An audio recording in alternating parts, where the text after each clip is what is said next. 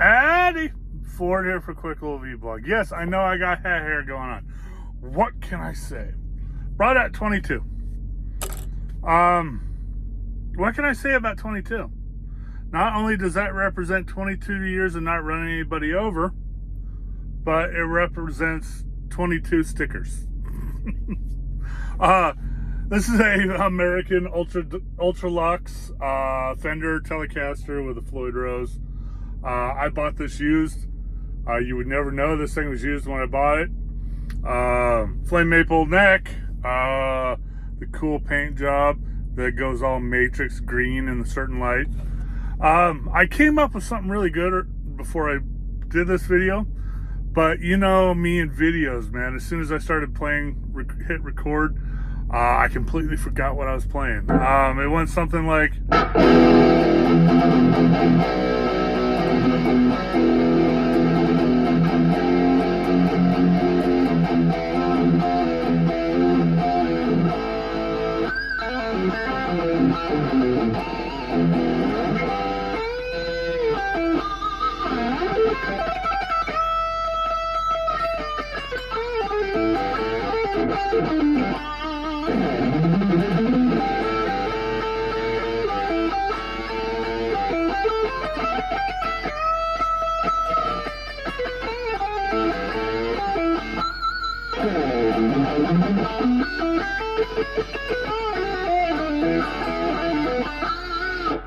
As you can hear, it sounds really good. I need to move the amp back in the cubby. It's a little on the high end. If I move it back about 2 inches into the cubby, it'll be a little bassier, but I'll do that at a later time. Brought out this guitar because I needed it for a project. I tried real hard with that Jackson last month. Did not work. So there you go. Man, what an interesting fucking week I had. Just came from the house. It was really hot there. Went to start chopping down some trees in the yard, and wouldn't you know it, even after I asked, do not park next to my trees, some cock went and parked next to my trees. And I don't know where these fuckers live. These are cars I don't see that often. And you know, we got duplexes, triplexes, quadplexes down the road, and you know, they put like 15 fucking people into each one of those fucking quadplexes, and you know, they all have one parking spot, but for some reason there's 15 people in each one of those apartments, or one of those apartments. So you know, they have to find places to park. So where do they park? They park out on the street next to my fucking house and the neighbors' houses, because they're cunts and have to have fucking 15 fucking parking spots for 15 people who live in one fucking apartment in a fucking quadplex. Anyway, so I didn't get that done. Disappointed about that.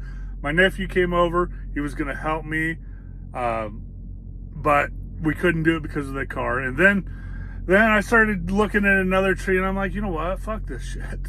I got a buddy who works for Esplund, who will gladly come over on one of his days off and help me out. And I'm like, you know what? I appreciate my nephew coming over. That was great and all, but you know, it didn't work out. And he brought his 2 boys with him. And you know, I let him wash his car while he was over at my place, because I got this special soap that's fucking killer on ceramic coated cars. I got the pressure washer, you know, the bubble cannon, the works. And he came over, washed his car, and while he was doing that, one of his kids was digging through my garage, and he found one more pair of, I bought like 4 pairs of these like years ago. They were like $20 a pair. They're a set of Fila's. See? Fila's. And these are the greatest fucking shoe I ever owned. They last about a year out here on the road, and they're comfortable as fuck, right? So that's the one good thing that came out of that deal, man. But I also wanted to share with you share this with you. This is my official old man shoe. Are you ready for this? You guessed it. The pair of Doc Marten clogs, right? The next greatest set of shoes compared to those Filas. Actually, these were such a good deal. I bought 2 pairs. I bought 1 pair for the house, which is the correct size, and I bought a pair for the truck. When I got to get up in the middle of the night, man, you know how much of a pain in the ass it is to put on shoes, walk into the truck stop, take a shit, whatever it is, get grub, whatever, and walk back out, and then untie those shoes and kick them off. Well, I saw these. These were at Urban Outfitters. They were on sale for $50 a pair, right? So I bought 2 pairs. One is size 12, which is these. They're a little bit too big, which is perfect. I can just slip them on and off. Then I got a really nice pair exactly like this, size 11, that fit perfectly. So I don't know if they're still there on the Urban Outfitters website, but these are fucking cool shoes, man. All leather, Doc Martens. I don't know if they're British made or if they are Chinese made. It does not say. Usually it says it on the sole, but there's nothing, so I don't know where they were. Oh, there's a sticker inside. Hold on. Oh, hold on. Made in Thailand. These are made in Thailand. Cool shoe, man. Cool shoe. What else I want to talk about? Crypto. You enjoying the spike? Yeah, it's a nice spike, isn't it? It is the weekend, so things did go down a little bit. Let's see where it goes next week. Now, what the current market has been doing for the last couple months now is it'll go up on a Sunday night. It'll peak at around 4 a.m. and then drop. And then slowly over the next week, it will go back up a little bit past where it was the previous week, and then it will start that cycle again. Now, will it continue this cycle? I don't know. Is there opportunity to make money there with the right crypto choices? Most definitely. If I were to sell off now, I'd be up like $100 off of the 2 accounts. The Crypto.com and the Robinhood account. Robinhood right now, I'm doing killer. I'm up 20% on that fucker. Actually, a little over 20%. The Crypto.com, it's hard for me to distinguish how far I'm up because I have a lot in crypto earn, and I have a lot in staking. I have about 280 in just HODL. That, a liquid HODL that I could sell. The other is, I can't sell because it's either staked or in their earn category. Which is basically staking. So I know I'm up about, I'm guessing $50 on that, $75, something like that. I don't know for sure. But the market did a nice little spike last week. Will it continue? We'll see. The other thing is remember, a long time ago, like 2 years ago, I bought $10 worth of Nvidia. Okay. And I just said, you know what? It's not enough to worry about. I'm just going to leave that $10 in there. It was 1/10 of 1 share is what I bought. I'm just going to leave it in there, and we'll just see where it goes. And I just randomly decided to look at it today, and it's worth $19 now. So I've almost doubled my money on that deal. I'm going to hold on to that 1/10 of Nvidia for a while, see where it goes. I'm pretty sure if I wait long enough, I can quadruple or 5 times my money on that deal if I wait long enough.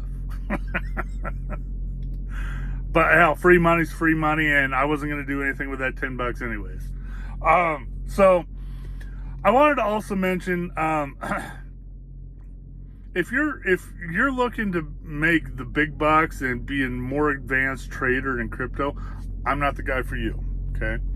Like I've repeatedly said, I'm the guy who's going to tell you how to turn $5, $10, $15, $20 a week, bi-weekly or monthly, that kind of deposit, that amount.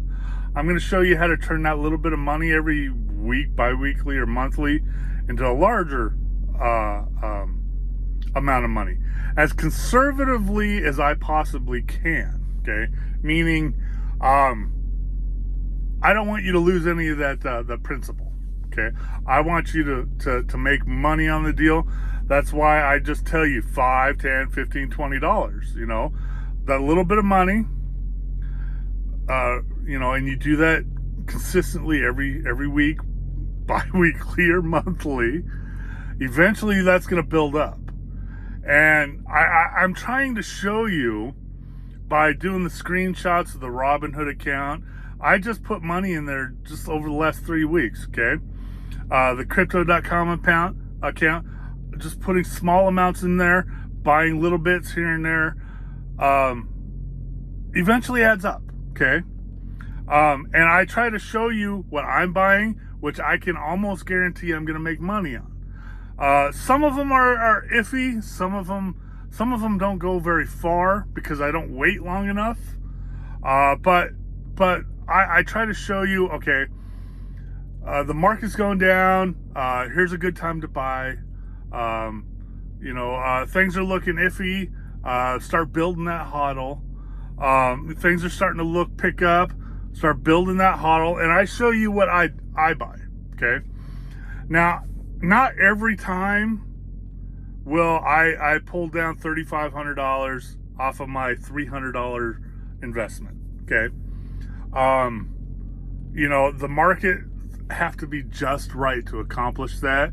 I've done it in the last 5-6 years I've been doing this. I've done it 5 years, actually. Yeah, 5 years. That was the last time I had to get fingerprinted for the FBI fingerprinting. So, it's been 5 years. So, I've done it like once, maybe twice every year is what I'm able to accomplish that at. Now, if I were to take all the little gains that I've made, I've done quadruple times over. Okay, I'm trying real hard to explain this to you. But I'm not the guy to tell you, okay, go invest $100,000 in this crypto and watch it grow. No, what I'm going to tell you is buy a little bit here and there. The market will pick back up. When the market picks back up, you got your gains. Now, it might be a small amount of gains, or it could be a larger amount of gains. Either way, you have more money to now invest with in either the next dive, or the next market dive, or the next bear market. Buy that crypto at the bear market, watch it go to the bear market, and reap the rewards. I've done that multiple times over the years. Like I said, once to twice a year, I've shown you how to do that. So I'm not going to tell you how to make shitloads of money. I'm going to tell you how to make a little bit of money, and with consistency over time, watch that little bit of money turn into a bigger amount of money. Now, I started this adventure back at the beginning of the pandemic with $33. I have done very, very well for myself over the years. And that's why I continue doing this. I know nobody gives a shit about the guitar playing. I don't play the guitar on video to impress anyone. I do it for fun. I play the exact same thing over and over and over again. And I usually play it with a different guitar each time. Except in this case, 22 is my fave Telecaster.